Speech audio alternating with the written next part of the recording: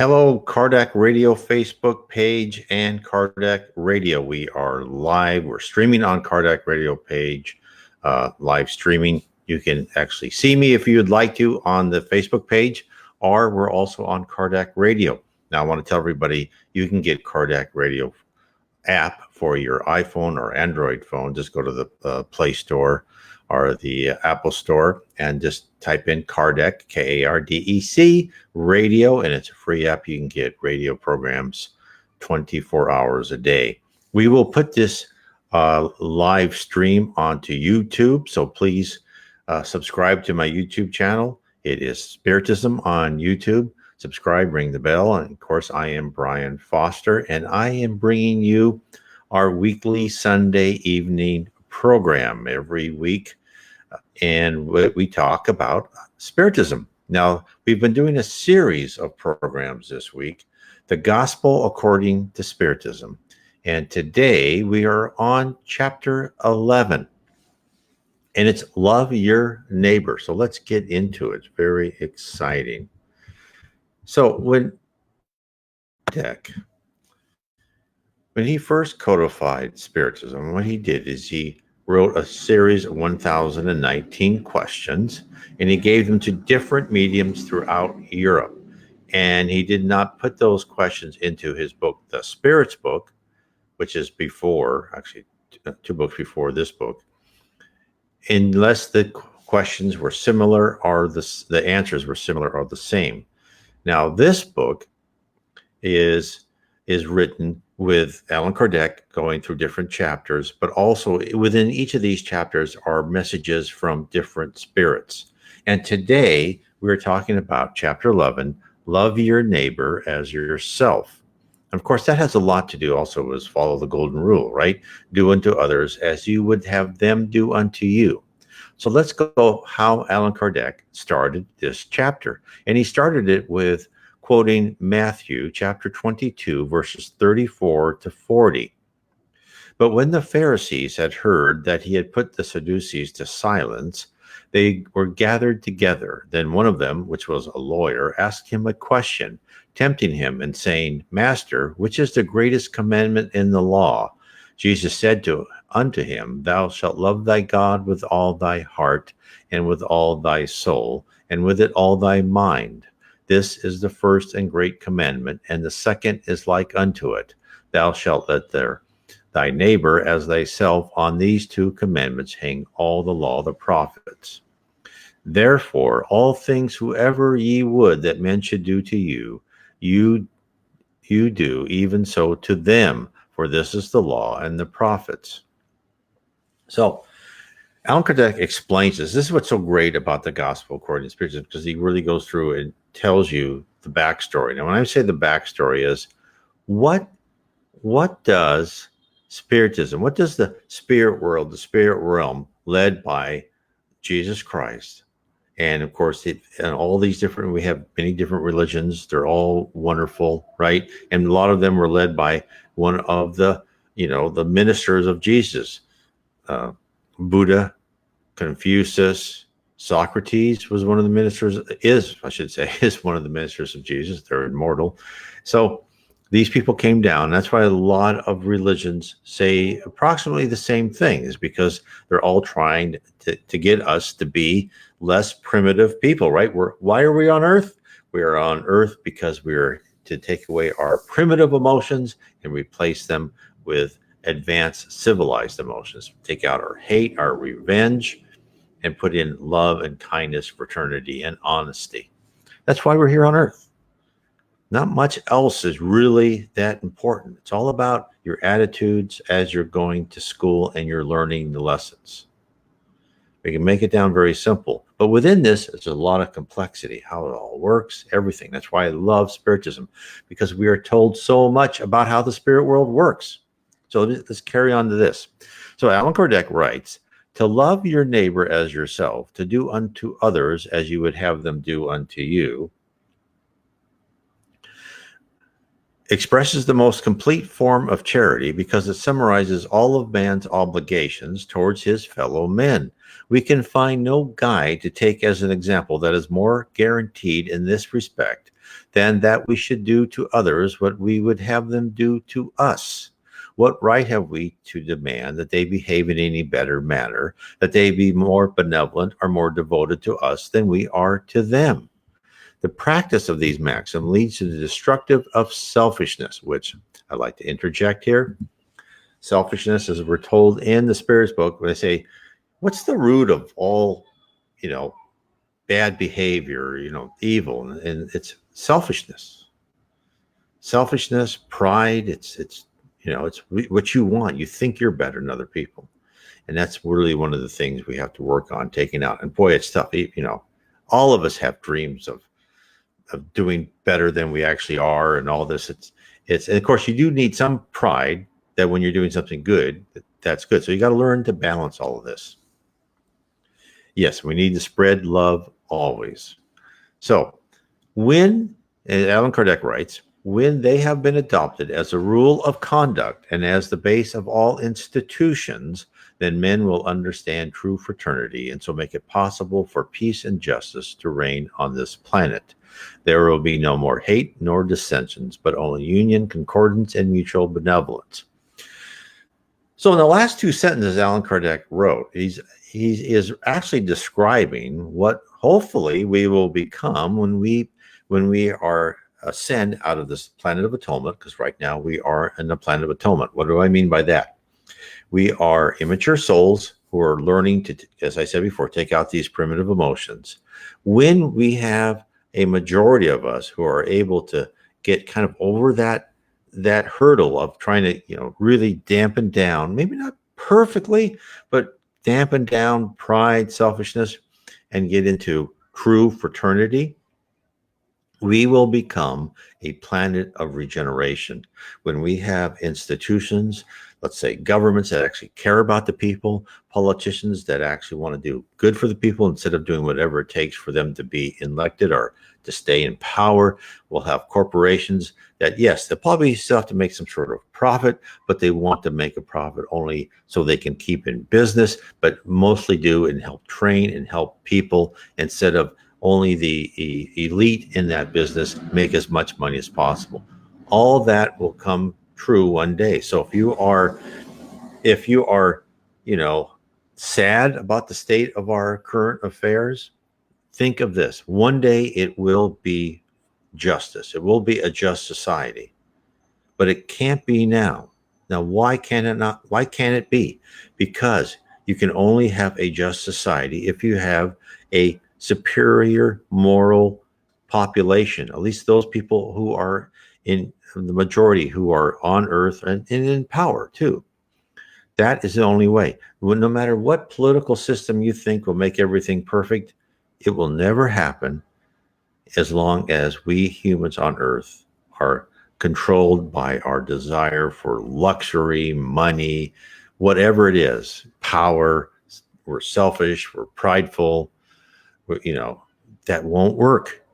So it doesn't matter what political spectrum you're on, just know we're going to be in an imperfect society until we all work together to become morally advanced.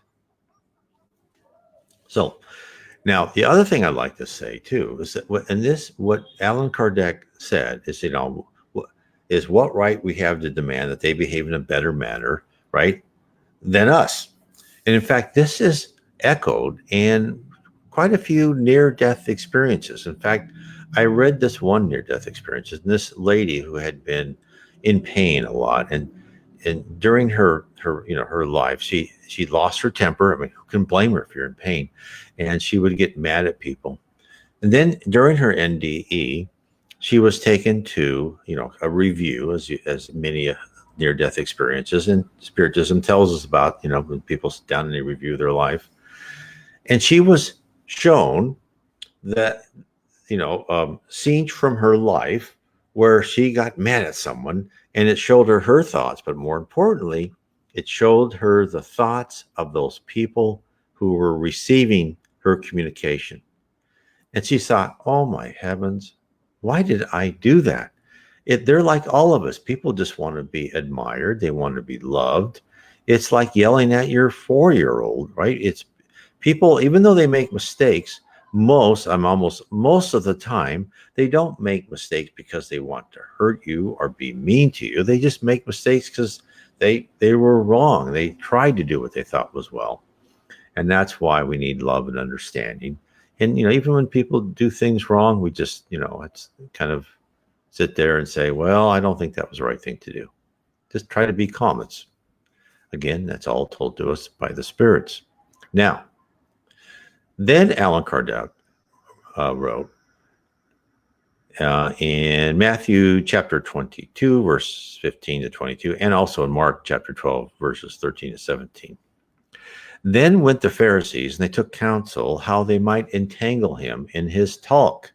And they sent him out unto him, their disciples, with the Herodians, saying, Master, we know that thou art true and teachest the way of God in truth. Neither carest thou for any man, for thou regardest not the person of men. Tell us, therefore, what thinkest thou? Is it lawful to give tribute unto Caesar or not?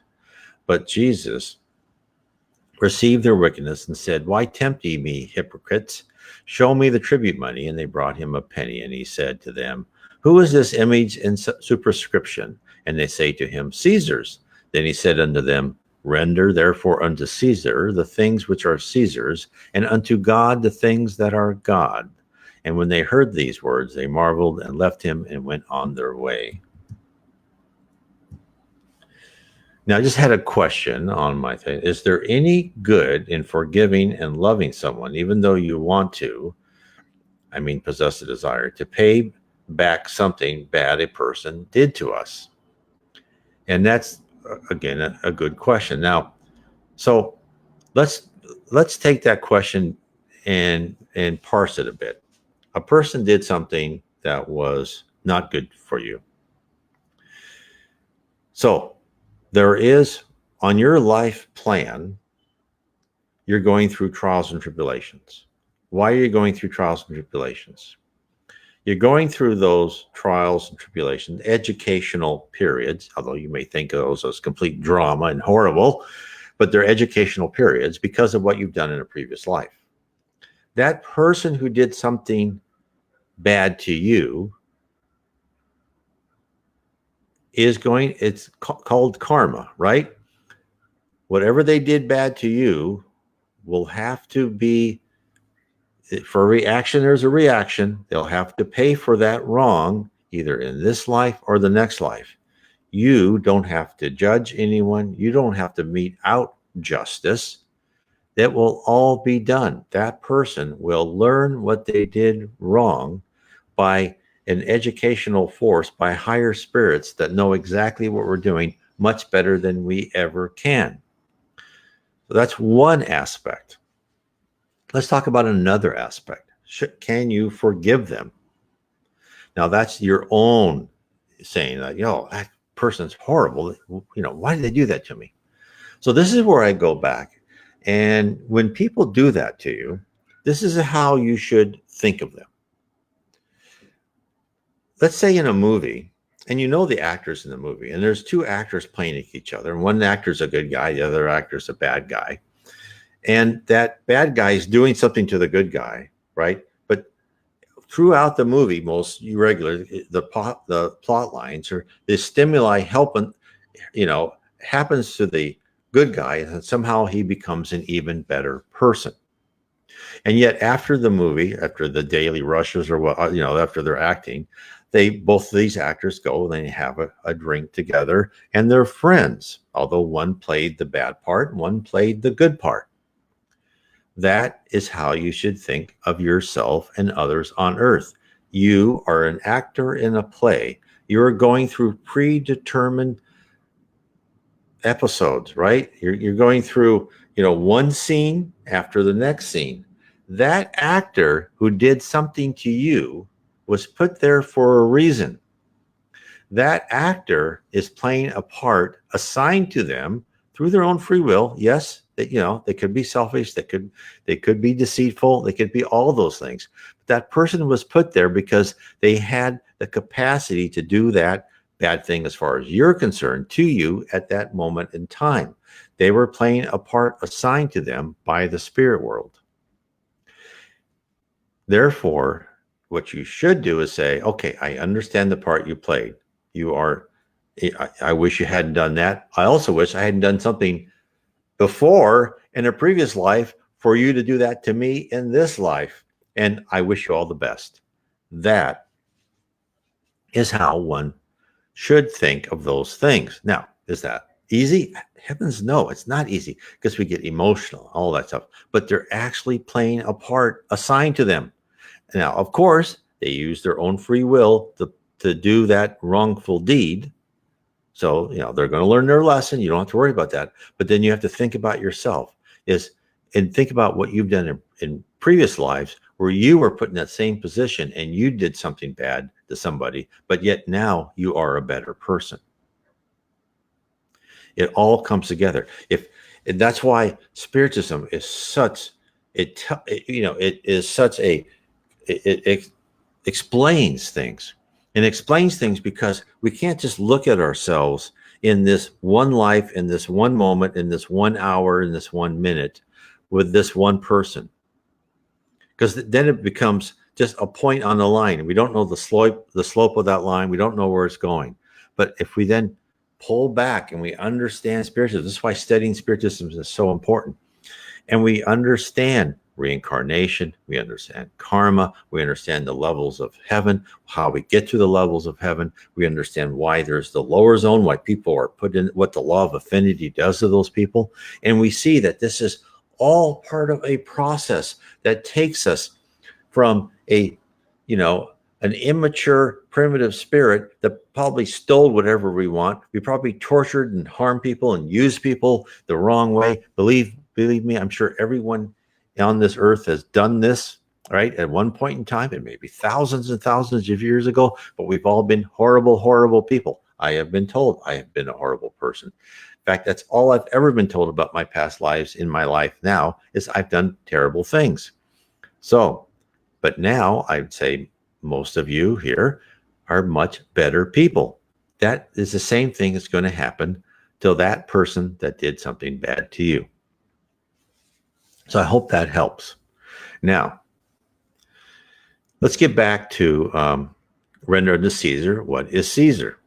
And this is what Allan Kardec talked about. He said the question that was asked of Jesus was motivated by the fact that the Jews, who abominated the tribute imposed on them by the Romans, had made the payment of this tribute a religious question. Numerous parties had been set up against this tax, so this payment constituted a point of irritation amongst them at the time. If this had not been the case, there would have been no point in the question which was asked of Jesus: should we pay this tribute or not? This was a trap, as all of us know. That was pretty explanatory in the Bible by this question, because those who had put it expected the reply to go against either the Roman authority or the dissident Jews.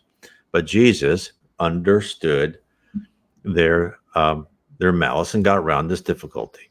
However, this is the important part. We should not understand the words "give to Caesar what belongs to Caesar" in a restrictive or absolute manner.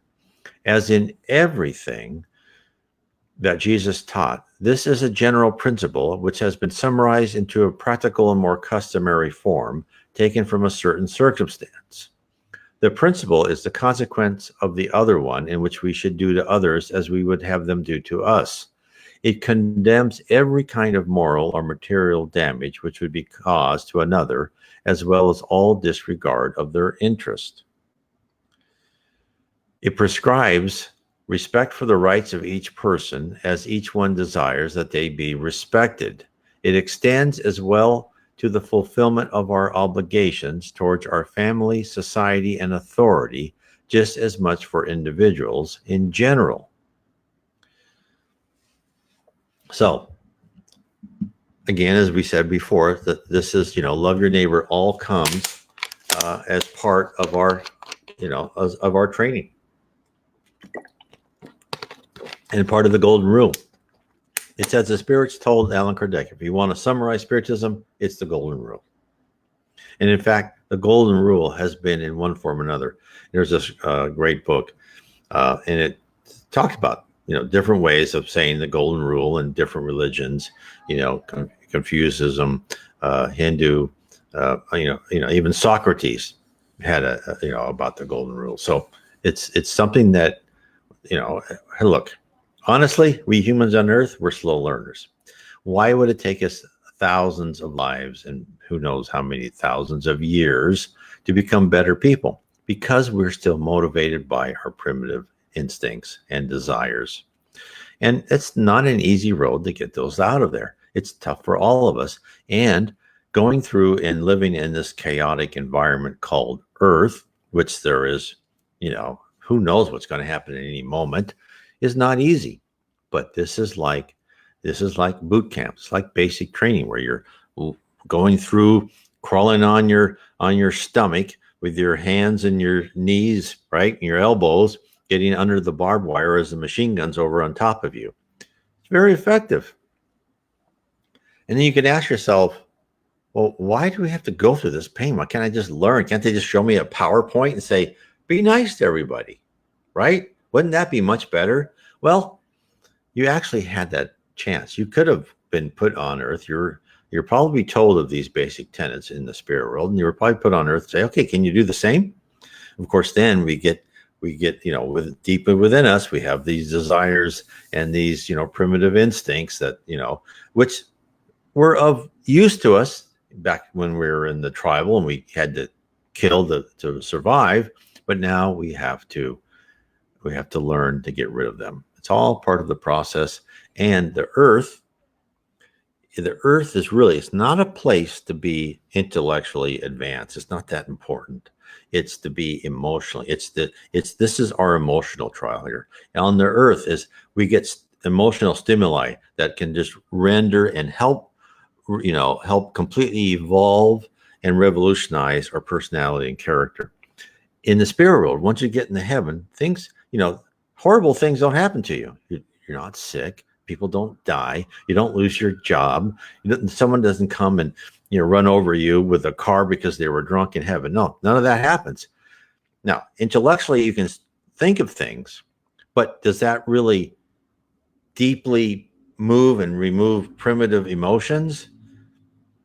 It can happen. I read it can. It takes a lot longer to learn it, but this is the place where we have to go through this, to learn this.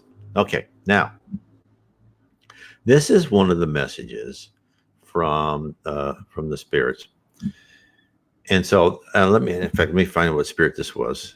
It is Lazarus in Paris in 1862. And this is part of what is the great things about the gospel according to Spiritism is he will give us these messages from other spirits. So this is the law of love. Through spiritual progress, instincts become sentiments, which are more or less elevated, love being the finest sentiment that exists. Summarizes the complete doctrine of Jesus. At the starting point, man only had instincts. Oh, this is great. They're actually talking what I've been talking about. I'll carry on. After some advancement and the onset of corruption, he has sensations. But when he becomes instructed and more purified, he has sentiments. The most delicate apex of sentiment is love, not the vulgar sense of the word, but the inner sun which condenses and reconciles all aspirations and superhuman revelations as its ardent focal point. The law of love substitutes the selfishness of man with the harmonizing of all beings in brotherly love, thereby extinguishing social miseries. Blessed is the one who, having surpassed the state of being human, loves with an ample love all suffering fellow beings. Blessed are those who love because they know not the miseries of either body or soul. Their step is light, and they live as if transported outside of themselves. When Jesus pronounced the word divine love, it made the people tremble, and the martyrs, inebriated with hope, descended into amphitheaters. In its turn, Spiritism has come to pronounce the second word in the divine alphabet. Okay, so the first word was love. Pay attention. This is what Lazarus is writing. Pay attention, as this word is reincarnation. It lifts up the tombstones from the empty graves and triumph over death, reveals to astonished people its intellectual patrimony. But it is not to this that man is conducted, but rather to the conquest of his own being, already elevated and transfigured. Blood has redeemed the spirit, and today the spirit has to liberate the man from the matter. I've already said that in mankind's beginning he had nothing but instincts. Therefore, those in whom instincts predominate are still nearer to the starting point than to their goal. In order to advance towards this goal, each one must conquer their instincts to the benefit of their sentiments. That is to say, these can be perfected by suffocating all material tendencies. Instincts are the germination and the embryos of sentiments. They bring progress with them, just as the acorn contains within itself the oak tree.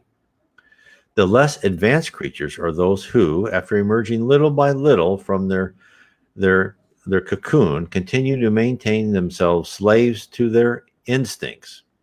Now let me just stop there for a second, because this is exactly what I was talking about before, right? We start as primitive beings, and we are, logically so, just like your cat or your dog, they're slave to their instincts. And as we become this primitive person, we too have our instincts, but then we're given this little spark of free will. Now, even some animals, as they say in Spiritism, there's always graduation. It's not like some light just turns, right? There's always a little bit of free will to the more advanced animals, but then we get a bigger dosage. And actually, even when we go to higher planets, we have more free will. What I mean by that is, on this planet of atonement, when we have our predestined trials and tribulation, our educational plan, it's pretty set out. Once the bell rings, you go to this class, and then this tragedy ends, or this great thing ends, and the next thing happens. But when I believe, I don't know this for absolute, so take it with a grain of salt. You may think differently. When we go to higher and higher planets, we actually, and they say, as we're in higher planets, we communicate more with the spirit world. We will, as we go, we will work more with the spirit world and create our educational plan, even when we're in a physical body with the spirit world. So we will have more and more freedom, not just free will, but freedom to really make our own decisions of where we're going to go. Right now, not so much. If you read the book Spiritism, they always try to say, it sounds like predetermination, but you have free will. Well, yes, they are technically correct, but we don't have as much free will as most people think, right? These things are going to happen to us. We're going to lose all our money because we did something. We're going to have that ulcer, or that pain in the stomach because we stabbed somebody a life ago, right? Those things are going to happen. We're going to have a horrible first marriage or marriages because we treated someone else horrible for a couple marriages. Those things are going to happen. That's teaching you a lesson. It's for your own good. You may not like it, but it's there. And if you can take it with a good attitude, you'll be victorious, right? And you always try to treat everybody honorably, even though that ex-spouse or that ex-friend or ex-business partner did not treat you honorably. It's okay. You don't worry about it. They just played that part. So let me carry on. So the spirit needs to be cultivated as you would a pasture. All the riches of the future depend on the present labor employed, which will earn much more than earthly goods, for it will offer glorious elevation. So having understood the law of love, which joins all creatures, you will seek to find within it the most sweet delights of the soul, which are preludes to celestial happiness. And that's from Lazarus in Paris in 1862. So, and that's exactly what I was talking about before. And that is, we're here on Earth to improve ourselves. And what's important to remember is, for probably a lot of us, probably everyone listening to this, because you're interested in some sort of spiritism or improving your own spirituality, is if you're interested in that, you probably were at one of the levels of heaven, and that you worked with your spirit mentors and you mapped out your plan. And you go, yeah, this will happen. And it's very interesting when I think about it. Think about your own life and think about things that where you wanted to go down some path. How there's always some obstacle, something stopped you. So, and then some door opened over there, and you went through that door, and now you ended up in a whole different career than you ever thought you would be, right? Well, you probably made that plan, right? This is what Carl Jung called synchronicities, right? These little things that kind of move us into the next level or tell us something. Again, this is like, if you want to, one of the great synchronicities, like, is a near-death experience. That's when, like, the vice principal comes and say, "You come out of class. I got to talk to you." That's what I say is a near-death experience. Is you've been taken by the vice principal out of your class. Oh, come on, get your act together, get back there, right? That's really what they are. In its simplest form, it's okay. Come on, you got to keep doing what you're doing. And of course, people say, well, how come not everyone has NDs? Well, because people don't need them. There's always a good reason. And it's amazing. That's why I love near-death experiences. Because when you look and you understand Spiritism, you understand, and I hate to use this word, but I'll put it out there, the manipulation that the spirit world does to us. Now, it's and it's done with love. It's not manipulate us to take our money or anything like that. But it's like manipulating your children to get them to do something good, even though they don't know doing good, right? It's like playing a game with them to get them to understand mathematics, even though they don't understand it. Because if you said, no, let's practice mathematics, I go, I don't want to do that. Okay, let's do this game. Okay, we'll do this game. So that's exactly the type of things that is done to us. That's why, really, if we're on this earth, we shouldn't have much pride, because we are, we're just this little kid looking up and trying to go through life as well as we can. But the thing is, and this again is told in many areas of Spiritism, and the Bible too, is that whatever you do well here will be rewarded 1,000-fold. Because if you can really get to earth, and if you can make progress on your spiritual maturity, boy, are you ahead of the game. It's just amazing. So let's read one more. This is from Fenelon in Bordeaux. As I said before, this just proves that Allan Kardec got many different messages from different mediums. And this was, let me read this one. Okay. This is what he writes, the Spirit Fenelon, from this was recorded in Bordeaux by a medium. Love is of a divine essence, and everyone, from the most humble to the most elevated, has a spark of this sacred fire in the bottom of their hearts. It is many times proven fact that both men and women, however vile, base, or criminal, are known to devote ardent affection to living creatures or objects.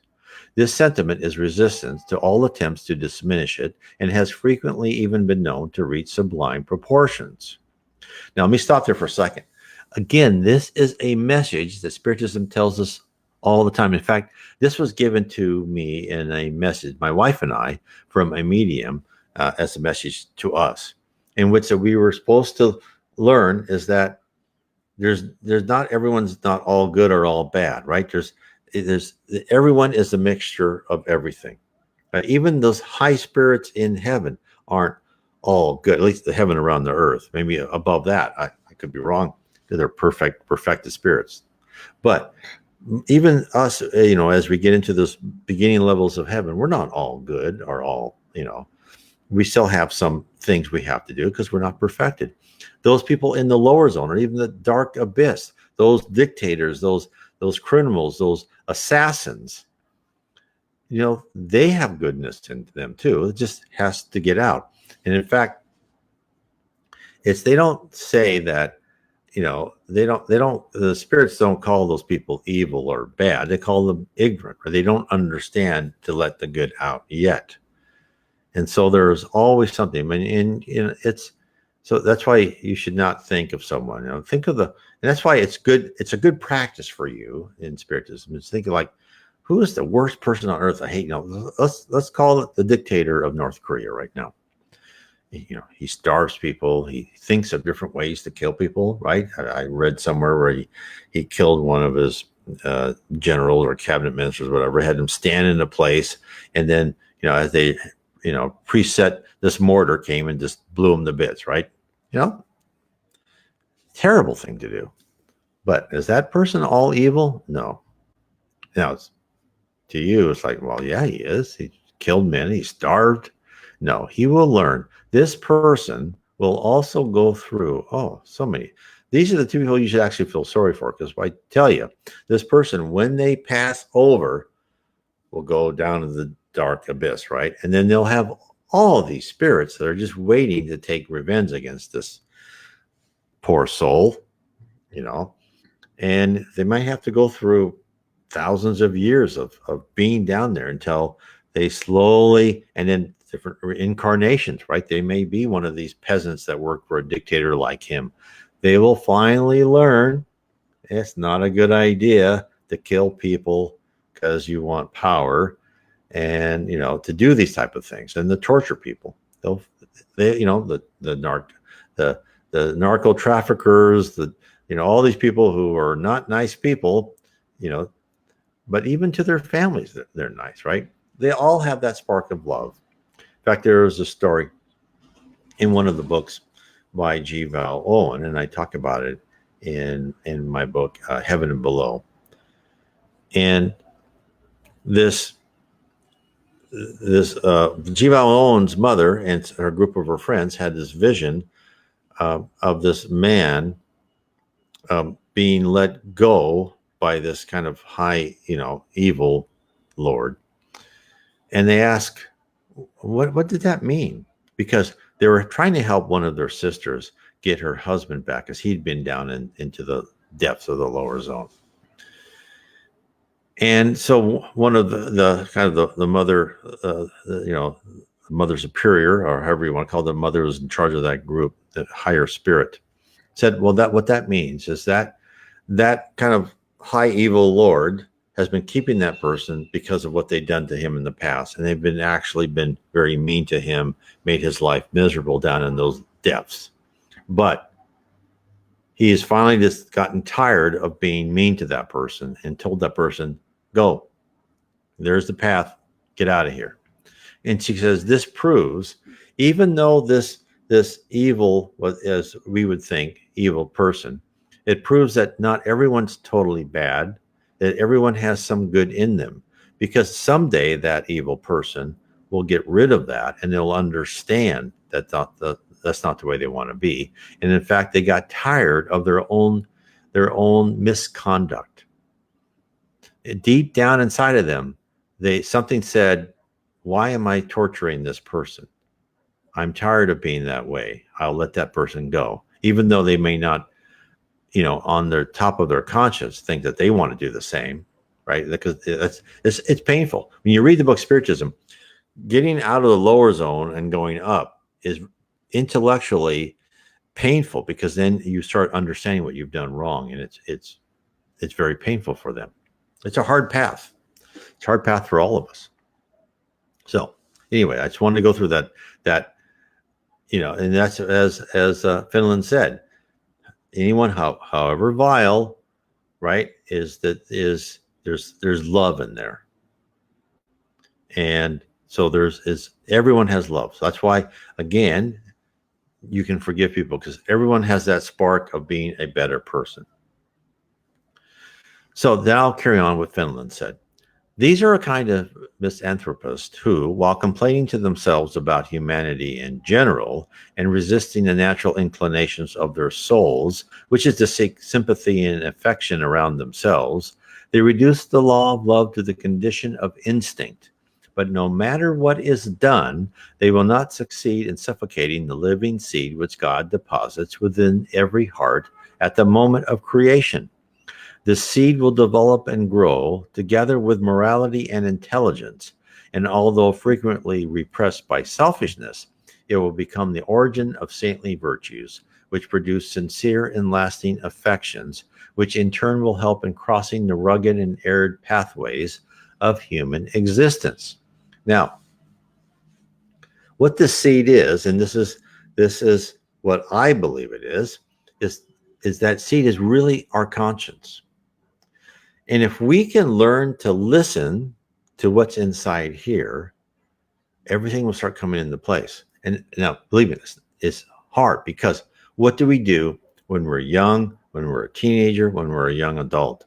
We become experts in rationalizing away why we don't have to follow our conscience. Isn't that true? Oh, no, I can take that money because I deserve it.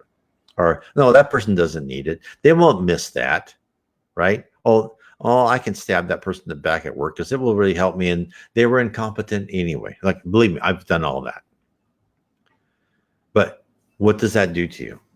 First of all, it sets up stress in your body. And I talk about this in How to Live Inner Peace Through Spiritism. And it goes through, and there's a 24 verse poem by Henri Louis. It tells us each ladder, each step we need to do to have inner peace, right? To live, how to live so you're ready for heaven when it comes.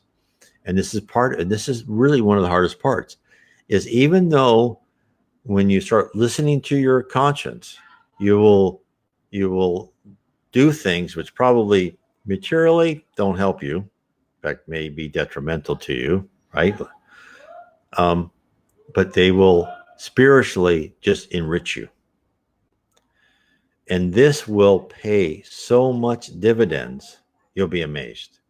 And then the more you start following your conscience, what you will feel, and you feel it's like you'll feel this after you really meditate really well or pray really well. You'll feel this lightness of your body. You'll feel this, your body will become much healthier, right?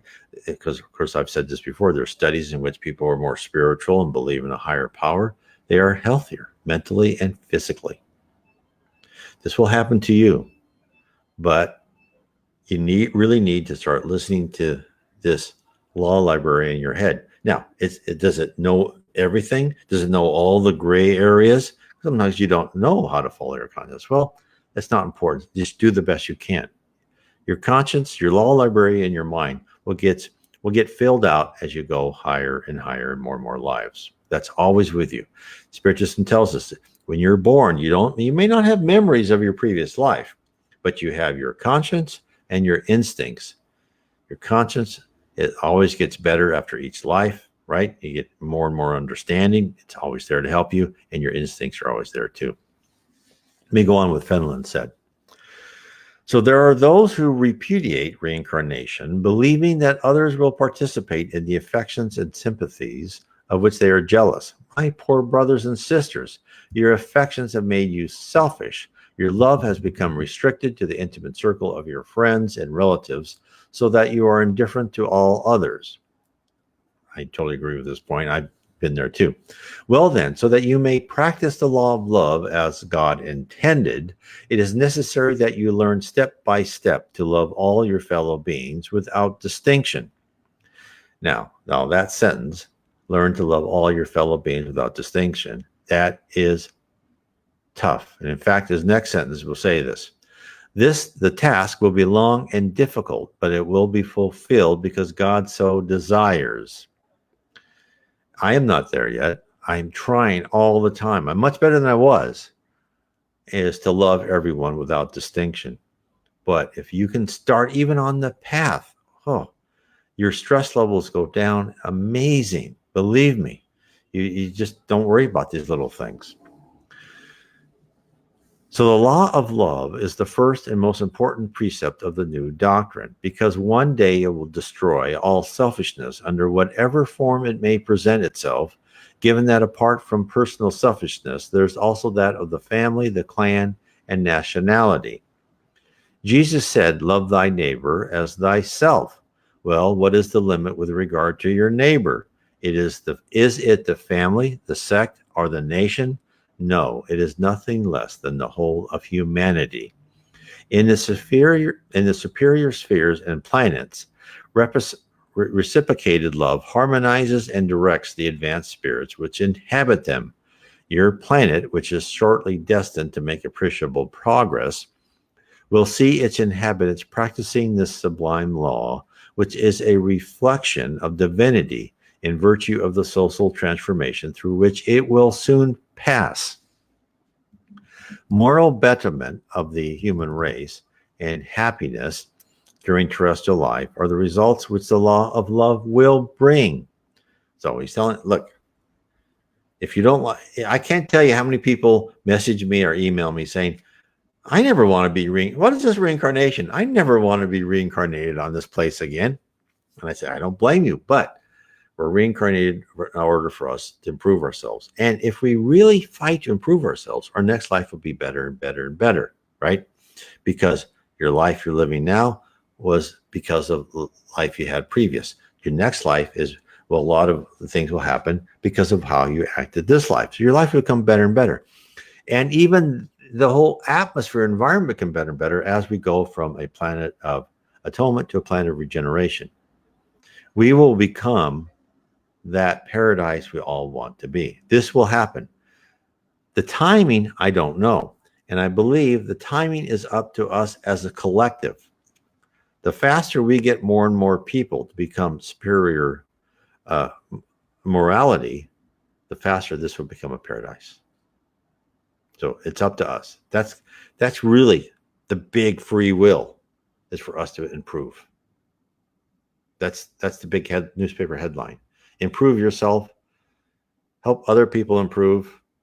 It'll be a much better place. You'll actually want to come back and be incarnated on this planet.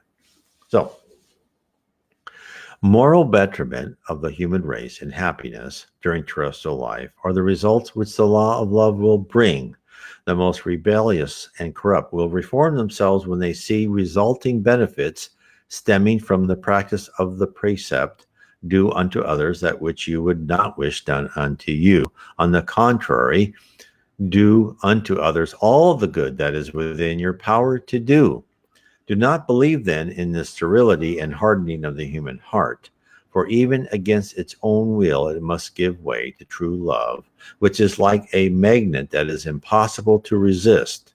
Contact with true love revives and fertilizes the seeds latent in every heart. The earth, being a globe of probation and exile, will then be purified by this sacred fire. Then you will see practiced upon its surface the acts of charity, humility, patience, devotion, abnegation, resignation, and sacrifice, all of these being the offspring of true love. So do not tire of listening to the words of John the Evangelist, as perhaps you know, when sickness and old age forced him to stop teaching, he limited himself to simply repeating these gentle words. My children, you must love one another. Brethren, make good use of these lessons, because although it is difficult to put them into practice, the soul will reap great benefit from them. Believe me when I tell you to love one another and make the sublime effort that I ask of you, then you will soon see the earth transformed into a paradise where the souls of the just may come for repose, which is again Finland and Bordeaux in 1861. So that is chapter 11 of Love Your Neighbor and the Gospel According to Spiritism. It is a great book, and I would really like everyone to read that book. Of course, I would say first, read the Spirit's book. That should be your first one. Now, I have written books, and what I like to say is, so if, in one of the books I talked about during this time is my book, How to Live Inner Peace Through Spiritism, which will show you how you need to reform your character, your attitudes, so you can be ready to have, because what do you bring when you go to heaven? Nothing but what's in here, your character and personality. That's the most important thing. Now, what I think a lot of people too, some people that, you're not going to be motivated to change that until you understand what you're working towards. And this is where my series of 3 books, Heaven and Below, Spirit and the Spirit Universe, and How We're Guided by Spirits, will help you. It really goes through, takes so much information from the Reverend G. Bowen, Chico Xavier, Allan Kardec, Leon Denis, Ivan Piera, Devaldo Franco, spiritist writers, and it tells us what heaven's like, what the lower zone below that, what Jesus Christ is like in heaven. He's totally different than what we have here on earth. How the spirits in the spirit universe. What are we? What are our attributes in spirits? What are we made of? How do we improve? Do we just go from one level to another and get a little piece of paper? No, we actually are given more. We're getting more facilities. We're given more tools in the toolbox. We become less matter, more energy. We actually transform. And then I say how we were guided by spirits. How is the earth guided? All of that. Now, the other thing I like to say is I will load this up into YouTube. So please go to my YouTube channel, Spiritism. It's NW Spiritism on BitChute. Please subscribe, hit the like button, comment if you like. I try to reply to all the comments. And remember that I'm here every Sunday. Now, what I've done starting last week, I used to have 2 Facebook streamings a week, but now I just have one here on Sunday on the Kardec Facebook page. I have on Tuesday nights a live stream on my YouTube channel, which I go through different aspects of Spiritism on my YouTube channel. So now, if you'd like to see that, on Tuesdays, I will do a live stream. That's why you have to subscribe, hit the bell, because then you will be notified when I will start my live streaming on YouTube during the weekdays. So I just want to make sure everyone is notified of that. I want to say thank you for everyone who's been listening to me. Please go out, tell your friends about Spiritism. There's so much to learn. You will benefit so much. So I want to say God bless all of you. God bless.